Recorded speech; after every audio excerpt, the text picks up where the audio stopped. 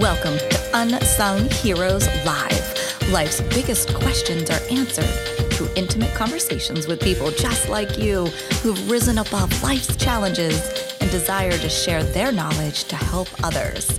I am your host, Christy Knights. Hello, and welcome to Unsung Heroes Live podcast. At this podcast, every person is a hero. And today we have an incredible and beautiful woman. And I want to share just a little bit with you about Suzanne, and then she is going to share her story. So let's get to know her briefly.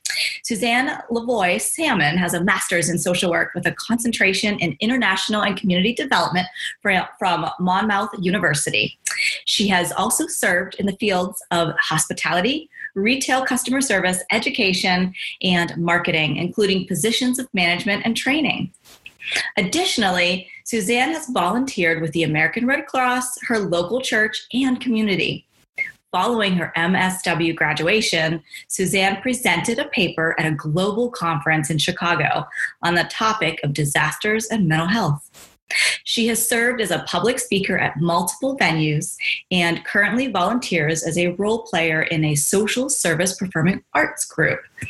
Suzanne has been a contributing chapter author as well as a guest blogger for the Missing Piece magazine, Authors Unite, and Global Sisterhood of Empowerment.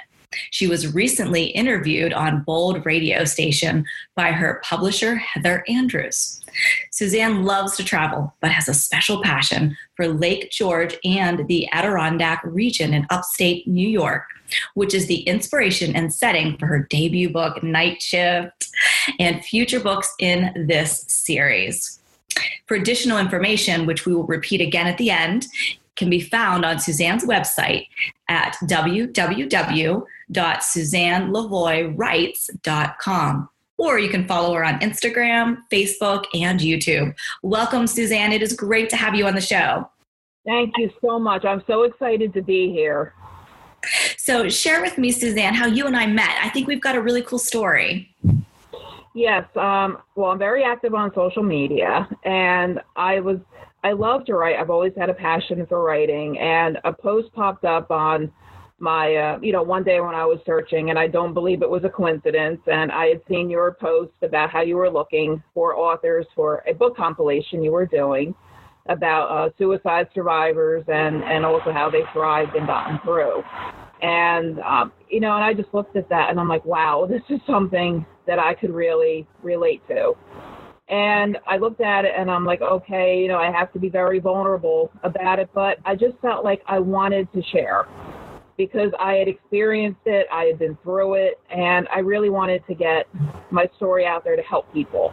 I've always wanted to help people. I've had a passion for it. So I reached out, to you about it, and the connection it was just amazing what happened. I mean, a whole new world opened up for me, and just being part of that book compilation, I mean, getting my story out there, and just what it's opened up for me has been absolutely amazing.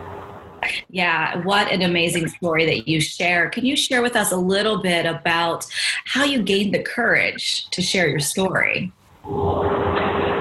I had to really look back on, I had to get out of myself for a moment because I knew that there were people out there who were going through a lot of what I had been through. And I had to look at it that what the feelings and experiences that I had, were so deep. And I knew that there were other people, many, many people out there who were looking for hope, that they were looking for ways that when they came to that part that I was at many times about wanting to end it all. And I was so blessed. I was so blessed that I had friends and support system that were able to help me get to those resources.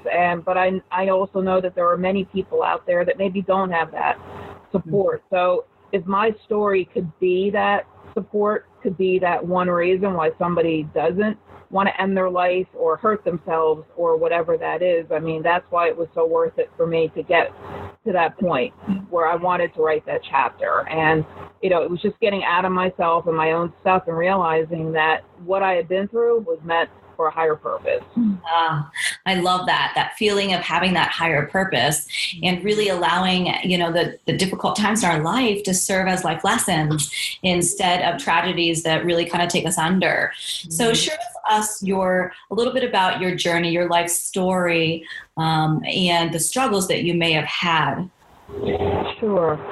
Well, it goes back to, really, really young. I almost died from a chronic condition of asthma, and that just really separated me from when I was in school because I couldn't keep up with a lot of what other kids did, especially when it came to physical activity.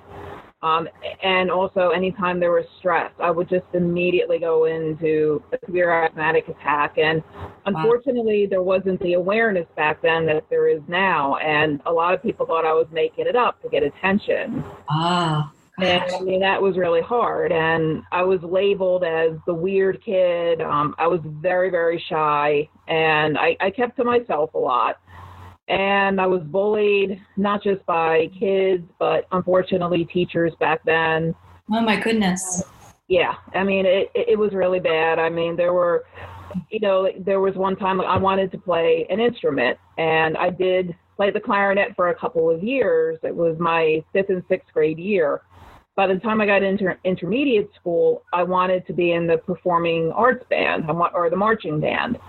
And the teacher said to me, he said, "You're not good enough." He said, "You're not good enough for the performing band." And so I never continued that. And that was like the message throughout most of my life was, you're not good enough. You're not, you're fat, you're this, you're that. And then, unfortunately, I had some family who, were very abusive in many ways. And it was just like by the time I got to high school, I really didn't have any ounce of self-esteem or self-worth. And then there was somebody in my life who I thought was a trusted friend, and then he wound up sexually hurting me. And so by then, I just didn't want to go on. And that really led me to, a lot of, where I wanted to hurt myself. During those times of struggle, what were some ways that you coped with all of the stress in your life, the bullying, the sexual assault? How did you cope with that? The writing. I would hide in my room, and I would get out my notebooks or whatever it was, and I would just start writing stories. I had a very vivid imagination. I would create my own stories. I would create things the way that I wanted them to be. And even though my reality wasn't changing around me, I just loved it, and I could do it for hours. And it made it bearable. When things were going so wrong around me, I just kept reading. I read my stories, and they all became my friends. They really did. These characters. Yes. I felt safer with them than I did with my own family environment, my own, the school. Any of those environments. I was more comfortable on a piece of paper than I was in reality. Okay. So at what age do you think you began to struggle with some depression? I would say definitely intermediate school, around 13, 14 years old. Okay. And then when did you begin to have suicidal thoughts? Around 15. That was my sophomore year, and that was actually my first attempt. Okay. So there was an attempt at age 15. Yes. Okay. And then how long before you began to seek support and help to get you through that? Well, one of my friends, and at that time, based on what I was saying, because I was asking her about, if I died tomorrow, what did I own that you would like? And just kind of things like that. So they went to the school psychologist. Okay. And the school psychologist came and talked to me and was able to convince me to try to at least go on and stuff, but I begged them not to tell my family about it because I was afraid of how they would react. And so it was enough to get me through until the next time. But, that was one time. Yeah. It's a little bit controversial about, when kids, they don't know what to do. Whenever a friend or a peer says something like that to them, they're scared and they don't know what to do. And I think so much of what you and I do in our work is to educate, to, teach people what to say, what signs to look for. So how did you feel whenever you found out your friends went to the school psychologist? I was angry at first. I really was, and I was embarrassed also, because I'm like, I was saying this to them in confidence, and I felt betrayed. I really did. But then after the counselor had spoken with me, and then he actually put me in with a female counselor to make me feel a little safer, then I felt better. I was actually grateful that they did that. Good. And I think that's important for our audience to hear, that although there may have been frustration and anger on your part, on the other side of that, you were grateful. Yeah. So many times people think that, suicidal thoughts or suicide is about, dying, but that's not the case. Right. It's more about escaping that pain, the ridicule, the bullying that you were experiencing. Exactly. Right. And then when was your next attempt?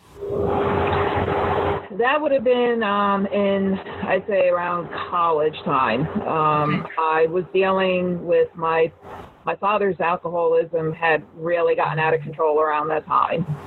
And there was just a lot of emotional abuse and a lot of chaos going on. And I'm trying to go to school, and I'm dealing with school pressures, and at one time I remember it was the end of a semester, and there was a really bad drunken episode with my dad, and I literally, I was having final exams, and I just didn't know what to do, and I knew I couldn't do them, so I had to call all my professors and explain to them what was going on.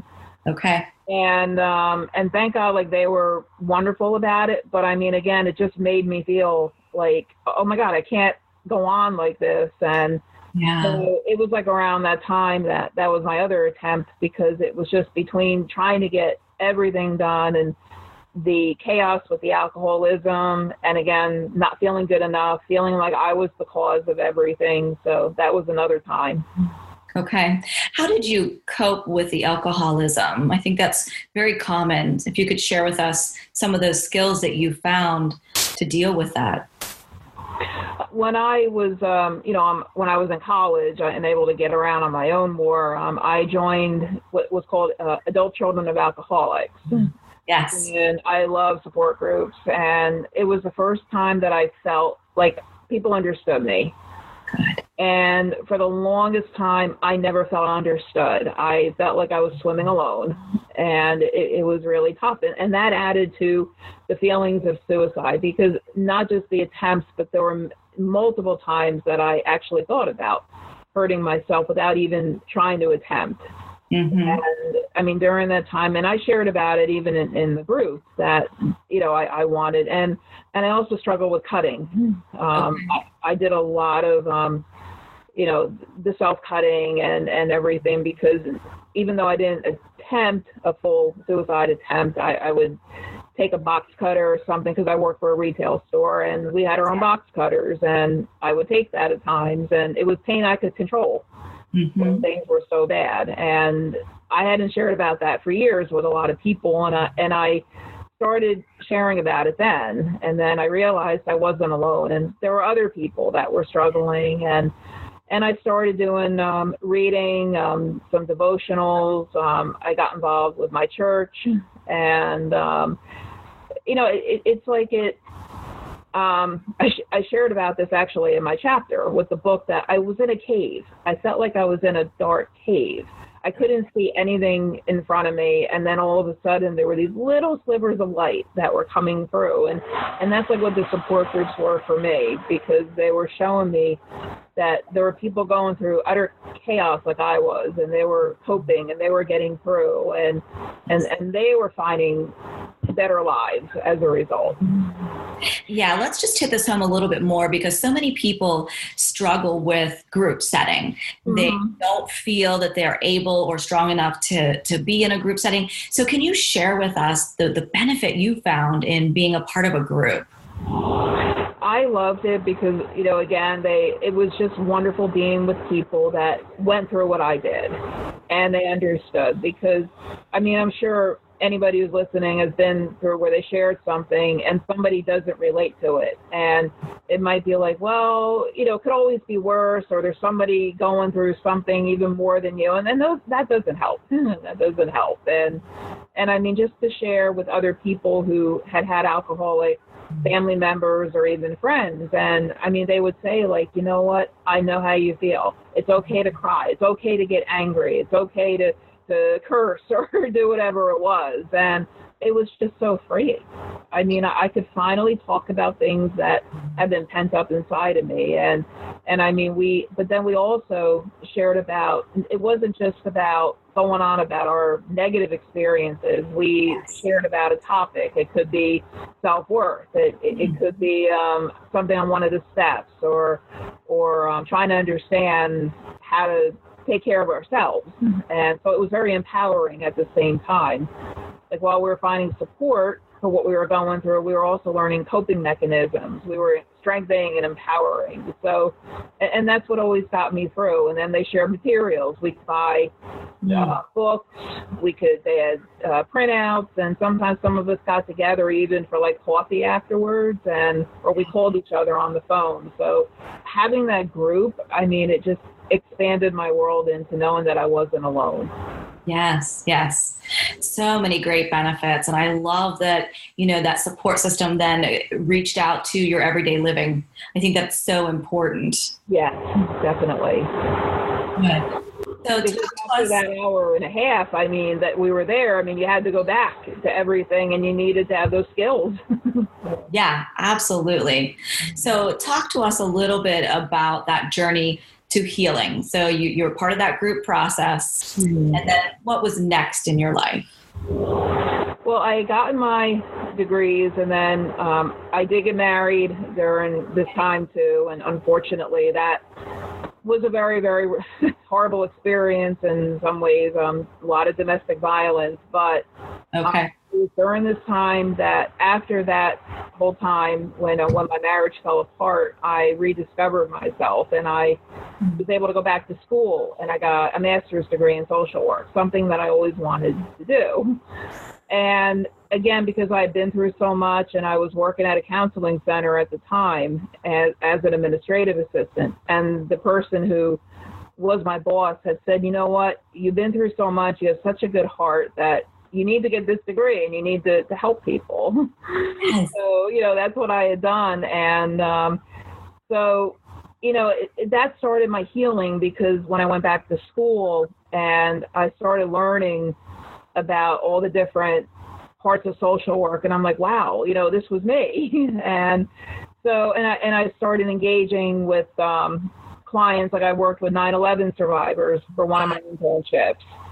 Okay. That was really eye-opening for me. And I learned so much working with them because they were so strong. I could see coping skills with them. And then that was healing for me, because I allowed myself to learn from them, and we were helping each other in a way. And then I worked with the Red Cross for my next internship. So that was a big step with healing too, because it made me really look at myself. And so then after that, then, I worked in social work for a few years, and then there were some challenges that came up where I had to leave that one job, and then transitions happened, and then it led to my writing. So it's really been a journey of just, every day, just trying to find a purpose every day. So let's back up just a little bit, because you are quite the unsung hero. Share with us a little bit about your marriage. You said there was some domestic violence. Yes. Yeah. I met my husband back then through a community group, and like they always say, like, you're aware of things, but you think maybe if you go in that they'll change, it'll be different. And I thought that, there's some issues here, but hopefully they'll get better as they go. And it's my ex-husband had some issues at the time, physical issues that I was aware of, and he had a massive what do you call it, seizure, at one point during the marriage, which really affected him. And I'm able to tell myself that I was able to forgive a lot of what had happened because I knew part of it was due to brain injury, but it didn't help. Okay. It didn't help with a lot of other things that had gone on. Like, it didn't help fully because there was so much going on, and I wanted it to work. I really did. But it takes two. And there was just so much going on. I was isolated. I mean, and I tried to hang on to the good parts of it because there were, but then all the sickness and everything just overtook. So and this was during the time that I actually went into a psychiatric hospital for a really big attempt. And that, I'd say, was a real big healing part for me too, because I learned about depression. I learned that I wasn't crazy. They kept saying to me the whole time about that depression is like your brain isn't getting enough of the chemicals. And I mean, it's, I've often said it's like a bruise on the brain. I had PTSD. I mean, there were so many things that were going on. And I mean, I was with people, and I shared about that part of my life. I mean, because I think there are so many people out there that have had those experiences and would be embarrassed to say, and I wanted to help. And so that was the time when, I wanted to end my life again, and I found hope after being, sequestered with 5, different other people who were going through what I went through, and I learned a lot. Yeah, absolutely. We are just so grateful you are here and alive to be able to share your story, and the vulnerability that you share just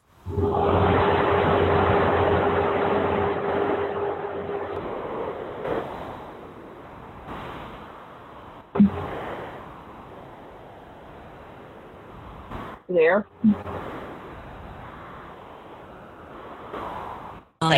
And they can see that, it is difficult to leave. And they try, but sometimes there's struggles.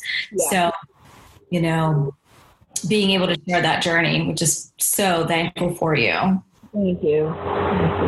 Yeah, I'm thankful to be sitting here as I'm talking about all this, because I think about, man, I've been through a lot of stuff. I really have. And, I actually started seeing a new counselor. It was something that I've been wanting to do for a while. And because even though there's a ton of good stuff happening for me now, it's bringing up a lot of old stuff and that self-doubt.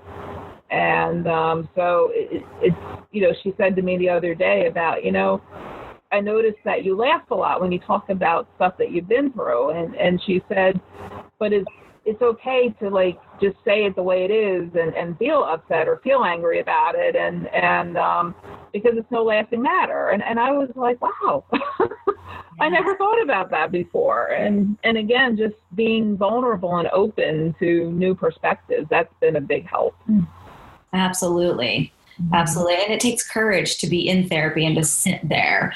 But it's so rewarding and beneficial. And I don't say that just because I'm a therapist, but there's just so much we learn and grow. And you're right. As many great things that are happening in your life, there's bound to be some triggers that come up with all of that too, right? Yes, exactly.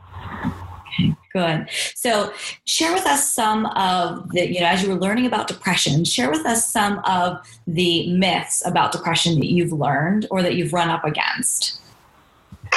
Well, for one thing, they say you can just get over it, which is a big myth. And I mean, depression is something, again, that I learned from being in that hospital, that it's not just a thing that you get over. I mean, it's a real physical part of the brain that's affected, and it's something medical that's going on, and something really, really, intense that's happening in our brains. And so, there's a lot of misconceptions about depression. Is like, well, if you just listen to some music, or if you watch this personal development coach, or you do this, or just go for a walk, like all your depression will be lifted. So, I mean, there's a lot of myths out there that, if you say and also too, if you say you're depressed, people automatically do think you're going to commit suicide. And I mean, and I guess because of my history, I can understand that. But, sometimes, and also too with depression, sometimes there's a myth out there that you're just looking for attention. Yes. And I've had that said to me over the years, and it's like, no, it's like, I really feel this way, and I just need somebody to understand, or let me vent, or let me talk. So, and I mean, it's something where, like, when I was going through my biggest bouts of depression, I literally had to get out of bed and find one thing to feel good about, just one little thing that would make me want to get out of bed, get showered, dressed, and everything. And for me, it was either, something with my mom, or going out with a friend, or something, or even just like writing something new. I mean, it was enough for me to get through the day. But it's one of those things too that when you're going through a depression, it actually hurts. And when you say that, it's not like a physical hurt, but it's just something that it makes you feel like you're being suffocated. And so, I mean, and that's something I don't think a lot of people understand with depression. It's like you just feel like you're in a plastic bag and you can't get out, and you just want somebody to open up that bag and let some air in. So it's but it's just not something you can get over. I mean, you can work through it, but you just can't get over it like it's nothing. Yes. So what would you say has been instrumental in your healing, or at least managing, right? Like, so many times we don't heal our anxiety or our depression. Mm-hmm. I struggle too. It's more about managing. But how have you found ways to manage your depression? I go into activities that do help me feel better and stay more present oriented. I love nature, and I love going to places where there's water, or mountains, or like I have a couple special places around my area that I'll just go either by the bay, or by the beach, the ocean, or when I'm in one of my favorite travel places, Lake George in upstate New York. I mean, I just love to go by and look at the mountains, because it helps me realize that even though when I'm going through something, that I'm not alone, and that there's so much help out there. And also too, like, I look at it and I feel peaceful. And so I'll go, and it's safe for me. And a lot of times I go by myself, and I'll just sit by the water, and it just really calms me down. Or, or I'll read a book. That's another thing I'll do, because I can lose myself in a story, or I'll read, or I'll watch something funny on TV, just something that will get my mind off of whatever. It's not getting rid of the depression. Like, it's not tossing it aside, but it helps to keep me occupied and keep me focused. And one thing I mean, this is just, from my opinion, but I know they say, like, when you're going through something, it's almost like they say, well, maybe you should talk to someone who's going through something worse than you are. And I agree somewhat, but I also feel that it's good to also, keep in mind, like, being around people who have gotten through and are keeping you inspired. And I'm grateful that I have that support system in place where people can say, you know what, like, I know you're having a rough day and everything, but like, next week, let's do this. Like, I always have something to look forward to. I always have an activity scheduled that I know I'm going to do. So I'll be like, oh yeah, I'm having a crappy day today, but then I'm celebrating my friend's birthday next week. So that's something too that will help me get through the depression, as I always have something to look forward to. Good. Yeah. Therapy has definitely been a piece for you as well. Mm-hmm. I think that's important. And what about medication? What are your thoughts on medication? I definitely am in support of it, for I have been on medications in the past many times. And I do take an anti-anxiety medication because there are times I still have panic attacks. I should mention that 18 years ago, I was in a horrible car accident. I was hit by somebody running a red light, and that really messed up my life in many ways. And that's where I was first diagnosed with PTSD. Yes. Okay. And the medication that I was put on really, really helped. And it did put a lot of weight on me. And that is one thing that most doctors will say, and I've struggled with that part of it, but it was worth it to me to feel better. And it wasn't that it just completely eliminated everything, but it made it a lot more manageable for me. And even like when I have the panic attacks and I take the anti-anxiety medication when I need it, I mean, it really calms me down to where I can be like, okay, I can get through this. Yes, yes. That feeling of being enough, feeling like we are enough is often the biggest struggle. Yeah. You've mentioned in our time together so far your weight about 3 times. How has your weight been come into play for your struggles? It was, it played a lot into my self-esteem issues because from even when I was a kid and having to be on heavy-duty medications for my asthma, a lot of steroid medications, and I've been heavy ever since I was a little kid. And then it was hard in gym class, not being able to breathe right, and then also, too, with having the extra weight, I wasn't able to keep up with a lot. And I was bullied again and always made fun of. And it's been a struggle because, I mean, a lot of times, like, people will say, like, oh, you need to lose weight. And it's like, well, I'm trying. I'm trying everything I can.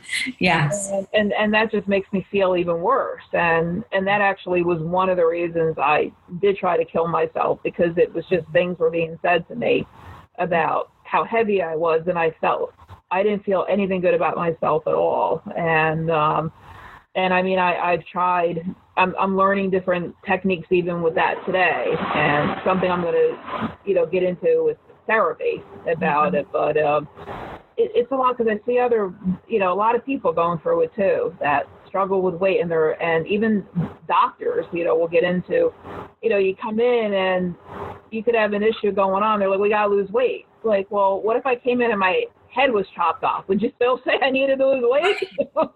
Right, absolutely. Well, I mean, so it's been hard. It's been a big part of my self-esteem issues and self-worth, and I'm learning. I'm a lot better today with it. But yeah, it played a lot throughout everything. And I think we try to hammer it home all the time about how words affect people.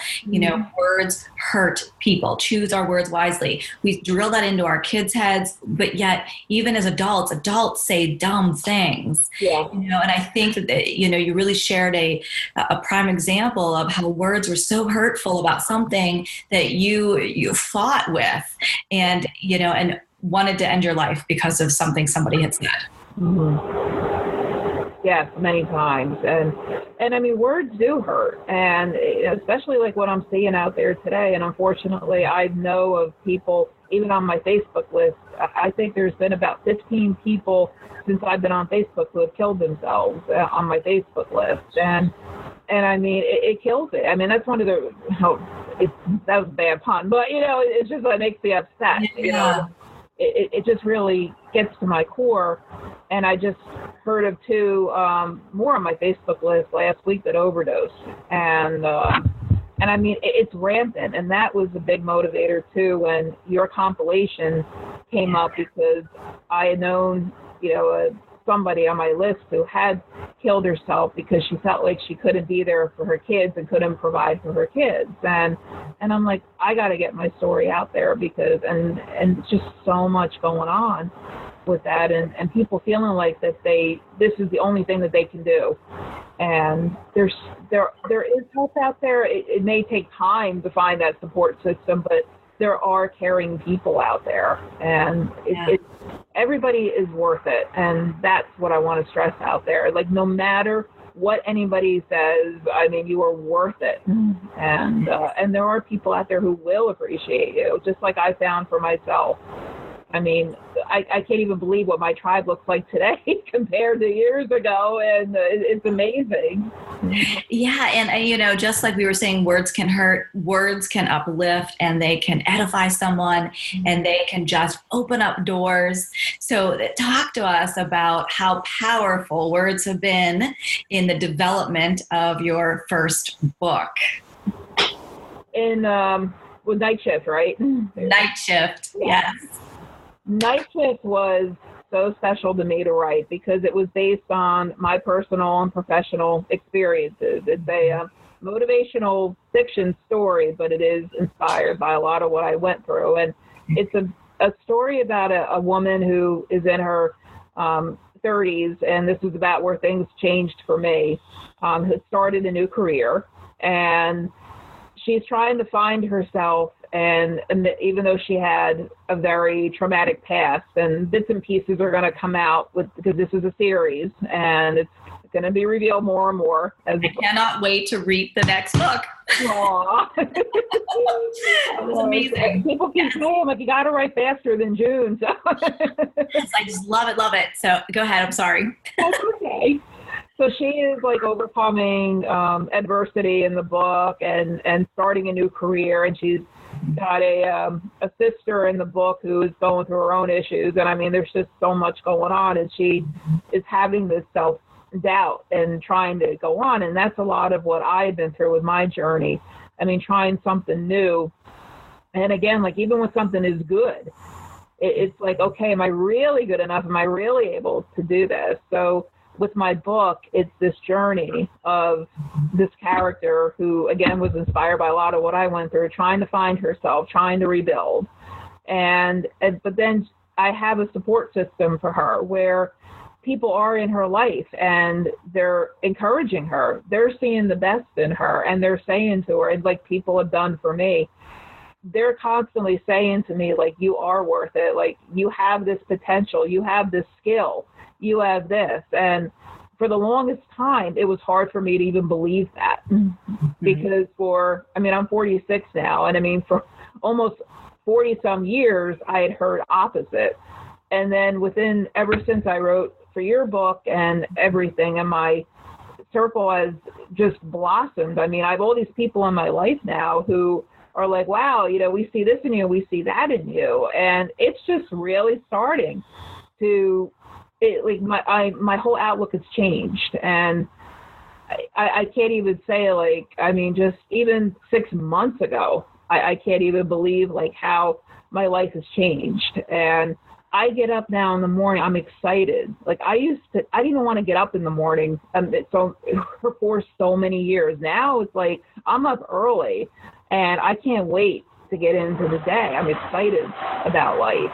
And this is coming from someone who didn't want to live for the longest time. So there is hope. There is definitely hope.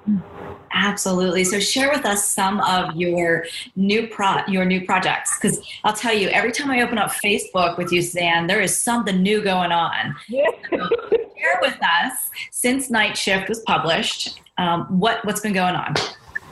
Well, since Night Shift was published, I actually have become a project coordinator for the publisher and her company that I'm going to be working with. And also, too, I'm going to be starting my own writing and consulting business. Wow. Okay, so what does that mean? When you say writing and consulting, share with us what that means. I'm going to be helping doing independent contractor services for people who are going to be wanting either like ghostwriting or content writing for their social media, helping to build up their content on Facebook or even with Instagram, helping promote. Also, like looking to do blogging and also with consulting. I've done a lot with customer service over the years. That's another big endeavor. I'm going to be an online trainer for a consulting company, Ashley Consulting and Training, which is based in California. How did you get that? Talk to me about that.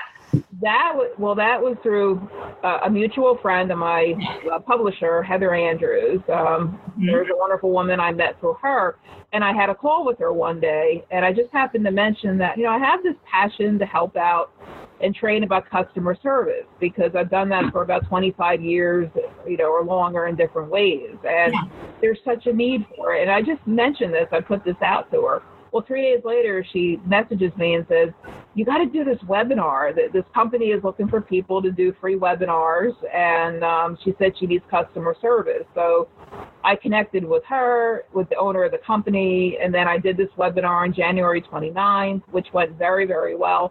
And then she hired me as a trainer. And I'm going to be on all different topics. And I did teach in the past, way, way back.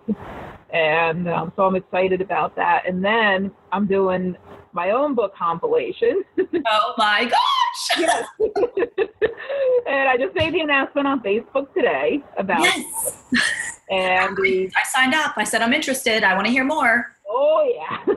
It's going to be about 20 authors who, men and women who, it's called From Wrecking Ball to High Rise, Rebuilding and Reinventing Your Purpose from the Ground Up. Oh, give me chills. And it's going to be about like what happened with me, where there's so many emotional wrecking balls in our lives, and about rebuilding and reinventing your purpose. And so I'm looking for people who want to share those stories about how their lives and their plans have just been, again, had wrecking balls in their lives, and how they're able to rebuild and make even better lives than they thought. And so I'm thinking that high rise mentality, because what's happening in my life today, it is like a skyscraper, because, I went from ashes, like nothing just looked good at all. It was all flat, desert, barren land, and now it's just gone up. And so looking for anybody who wants to share about that, because we all need that inspiration to know, even when our life doesn't go the way we want it, and no matter what's happened, that there can be a different life, and it can be even better than the one that we originally planned. So anybody who wants to share about that, how they after life-changing events and what they're able to do from that point on. That is so exciting. And I heard you say 20. So that means you're limiting it. And so those who are interested better get in fast, because that's right. Will be taken. Yeah. Yep, and it's going to be on my Facebook, and it's through Follow It Through Publishing. So okay. That's going to be, and I will be posting the information on my Facebook, which is Suzanne Lavoie Salmon, and also there's going to be a link on my website. I'm going to be getting that, and that's www.SuzanneLavoie SuzanneLavoie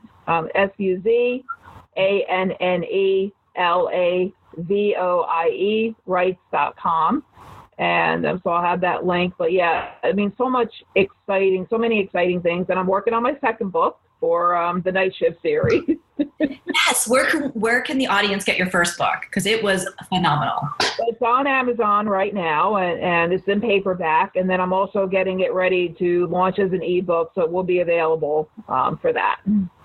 Oh, that is so exciting. So they can get it on Amazon. Yes. Now, can they buy it on your website as well, or just on Amazon? Yes, they can buy it on my website as well. Yeah. Very good. Very good. Well, that is so exciting.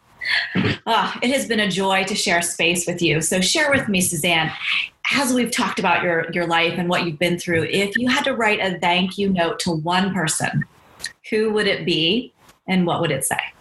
Oh, wow. There's so many people. Yes. That's what everybody says when I ask this question. There's so many. I'd have to say, I want to say my mom, definitely. Yes. Because, she has been the one that, even through all the family chaos and everything that's happened, she has always believed in me. And even today, she supports everything I do 100%. She has made sacrifices for herself, and for me to have, these opportunities. And she's always my biggest cheerleader. And so, yeah, she would be the one that I would write the biggest thank you note to, because even from, when I was she would be at the hospital with me with my asthma attacks. She was always by my side, and we've just always been at each other's side, and she has been my cheerleader. And even at my worst times, she always stuck by me. So cheers to moms everywhere. That is awesome. That is awesome. So it has been a pleasure. Is there anything else that you wanted to share with us today that perhaps we may have missed that you think is important for our audience to hear? I want to give everybody the message that, no matter what you're going through, that there is a huge light at the end there, at the end of a tunnel, that everybody's life is worth it. And you have a purpose, and it could be many purposes, and it may not be what you planned, but I can tell you just from my own experience that, and this is coming from someone who just didn't want to live for a long time, and just didn't believe that I could make a mark on anything. And just seeing what's happening today, and I feel it's only the beginning. So no matter what, it is worth hanging in there. It is worth getting up every day. It is worth making the connections. It's worth going after your dreams. And even if you want to do something that doesn't align with other people's expectations of what you want to do, go for it. You want to be a writer, musician, artist, whatever it is, go after it, because it can open doors like you never even knew. And I'm seeing that with myself. And so, go after what you really want in your heart, because that's what's going to really open up your life. Amen. Amen. God has been so good, and I feel so beyond blessed to have you in my life, to have connected with you. You have changed my course too. You are truly, truly an unsung hero. Well, I am so blessed to have you. And yes, that's another thing, my faith, that has gotten me through so much. That really has. And, Good. Yes. Well, it has been a pleasure to have you on Unsung Heroes Live, Suzanne, and I look forward to seeing all the amazing things that you do, and we will definitely be providing the link for everybody to be able to grab Night Shift, because the next one will be out soon, so you don't want to miss it. So thank you so much, Suzanne, and have a great evening. Thank you. You as well. Thank you for joining this episode of Unsung Heroes Live. Each week, we highlight a hero that has created a life of joy and peace despite the challenges. Through their transparency, life's biggest questions are answered.